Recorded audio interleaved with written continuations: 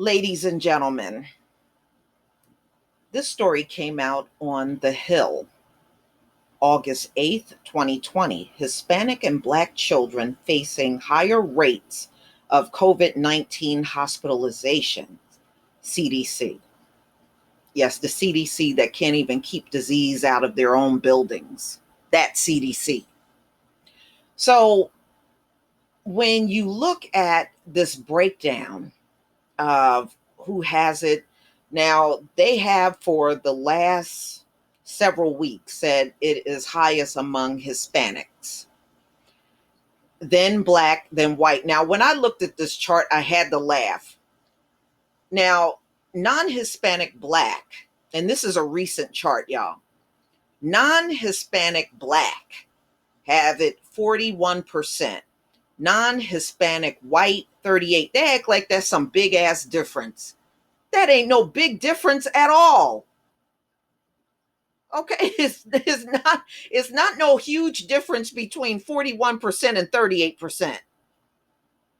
And number two, remember, ladies and gentlemen, we've been asking for the raw numbers on who got COVID broken down by race.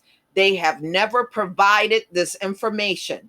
So I'm very doubtful that we are getting accurate information. Look, we have been lied to for 500 years. What's one more time?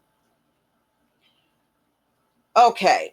And you know what? Look at it this way too, ladies and gentlemen. Since our Black kids are getting it, then they shouldn't be pressuring us to send our kids back to school with this information. You said yourself, they are getting it at a much higher rate. Then you shouldn't be pestering any Black parents about sending their kids back to school.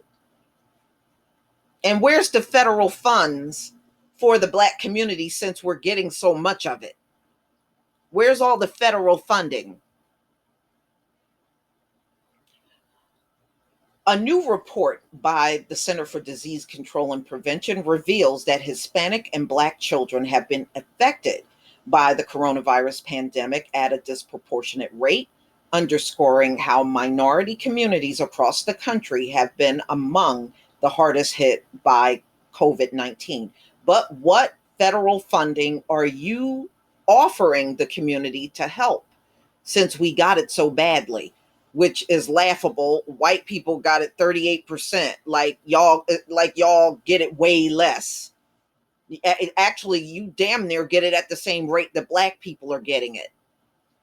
So the report released Friday uses pediatric data collected from 14 states, including California, Georgia, New York, and Ohio between March 1st and July 25th. Now, I want you to keep in mind, ladies and gentlemen, there are many states that Black people are not really that big in.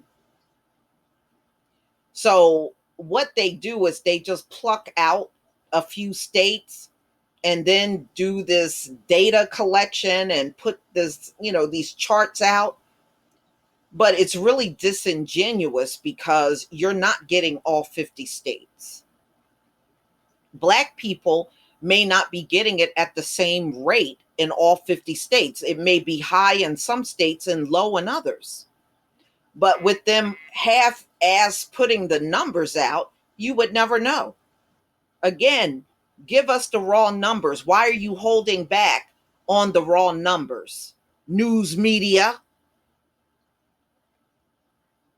Yeah. I mean, y'all the main ones on the soapbox trying to say we got it the most. Come on, strange. Come on, strange media of America. Put the shit out. Put the numbers out. Stop effing around. Strange stream media. Okay.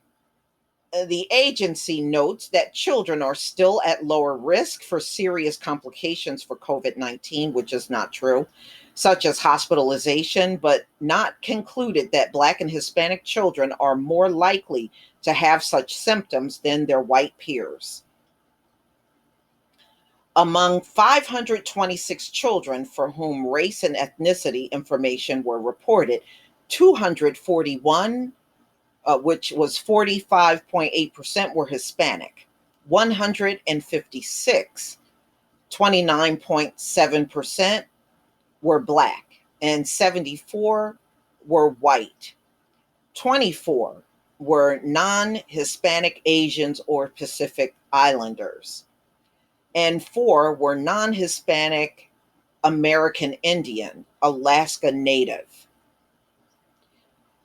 These data will help to better define the clinical spectrum of disease in children and the contributions of race and ethnicity and underlying medical conditions to hospitalizations and outcomes, the report adds.